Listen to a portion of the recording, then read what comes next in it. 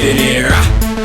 What's up, everybody? It's your favorite shirtless exclusives, favorite nerd, and today we are looking at the Storm Collectibles Hot Ryu, or Ryu as I like to say, much to my buddy Joe KW's chagrin. Ryu is the quote-unquote appropriate way to say it, but old habits die hard. And anyway, this was the SDCC Exclusive. Yule, he runs third-party crashers, third-party TF crashers. I always get the name confused. He picked this up at SDCC for Joe. Joe let me take a look at it so that I can review it for you guys, and we'll go ahead and get started. We'll take a look at accessories and stuff.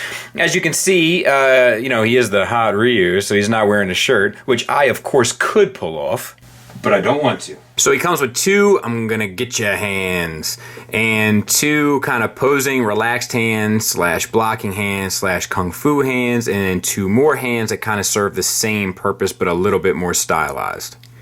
He comes with two swap out faces, both done really well. Teeth and gums painted on this one, teeth, gums, tongue, etc. painted on that one. All the beard, eyebrows, eyes, etc. are done as well on these two as they are on the main one, which we will be looking at shortly. You also get two of these. They come with this little plastic piece in here to kind of keep the shape, which is thoughtful. I appreciate stuff like this. It shows that they care. I like that. These can also become unpegged, but they're kind of a pain to get pegged back in, so I'm not going to do it again. But they can come unpegged to help you get the, you take the hand off, put these on between the wrist connection, and then put the hand back on, and we'll show that effect at the final thoughts. And of course, you can't have a Ryu or Ryu even without a Hadouken fireball. So he's getting one of those ready as well, which he can use with his other hands, and we will take a look at in the final thoughts. And he comes with the display stage, which you know I'm a sucker for. I think that this is done beautifully. I think it looks beautiful. I think it looks sharp. It acts the same way that we've seen in the other Street Fighter ones. It's a shame the Mortal Kombat ones don't come with them. I'm not sure why that is, to be honest. That plugs into the bottom. This can move up and down this rail here.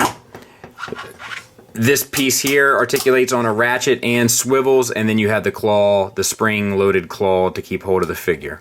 A really nice display stage. It's a bummer that they don't do this with the Mortal Kombat ones. I'm not sure why they don't. Let's talk about the figure. So the sculpt on the face I think is great. He's big and bulky, so some people are going to like that, some people aren't going to like that. It's, you know, kind of depends on what Street Fighter you want him to look like. He's gotten bigger and bigger throughout time, but I guess he's been fighting, so it makes sense. The head, let's see if we can pull it off. Double ball peg is an exclusive, so I'm not going to push too hard. You can get all the way back to there, all the way down to there. The neck is and the chest are a softer plastic, so they allow for a little bit of give, as you can see, and the swivel. Clean paint, but not a lot of details in the paint for the hair. The red has a black wash applied to the wrinkles. On the back, it is plugged in and it can swivel, so that's nice. It has the same black wash on it as well. And the eyes have like a line of paint around the eyes. The eyes themselves are painted. The pupil, iris, all that's painted. So it looks really good, and a subtle shading to all of the flesh tones, which looks fantastic. Double, feels like a double ball peg from the chest into the abdomen.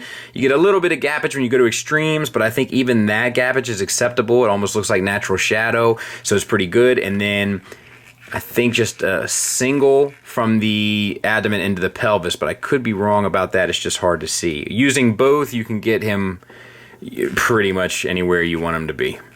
Which is nice. Crunches down to there, you get the swivel, it all works really well. We have a butterfly joint.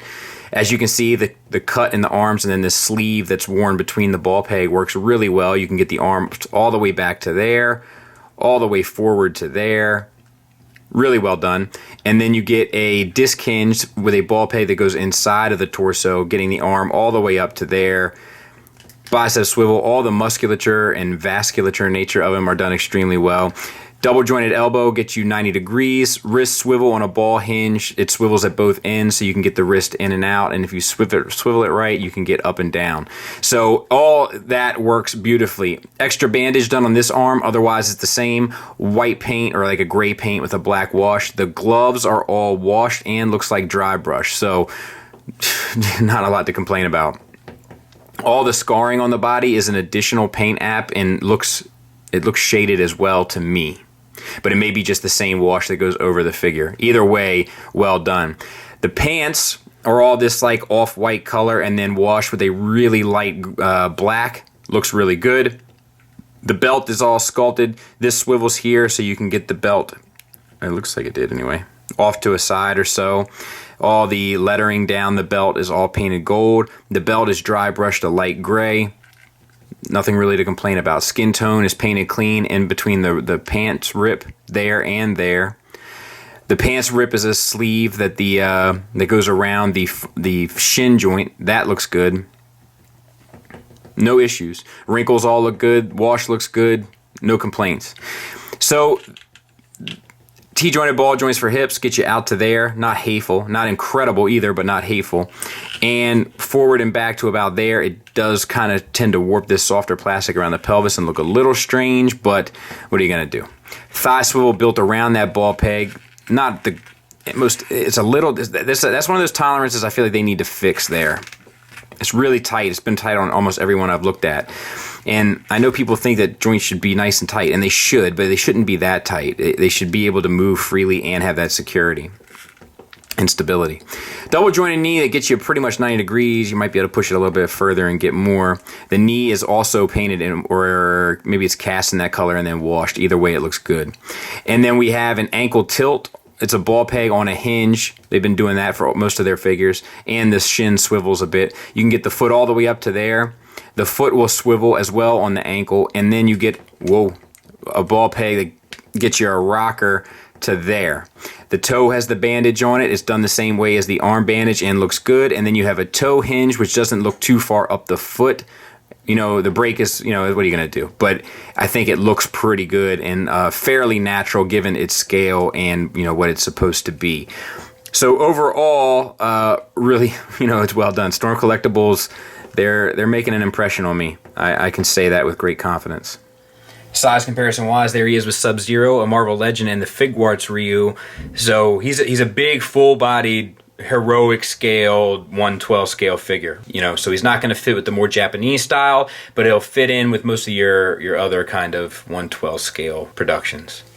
Final thoughts wise, the negatives are very few, and it's really just I wish they could nail down the tolerances on some of these joints. Some of these joints are still too squeaky tight, and it doesn't feel as premium as the product displays itself. It displays extremely well for a number of reasons that we're going to get to here shortly, but because of how unrefined some of the tolerances are on the joints, it causes a bit of a blemish in how I feel about this company. But I mean, it seems like they're just getting started. I don't know if they've been around for a while. It seems like they're just getting started. I'm very anxious to see where they go because I think there's an awful lot of potential here.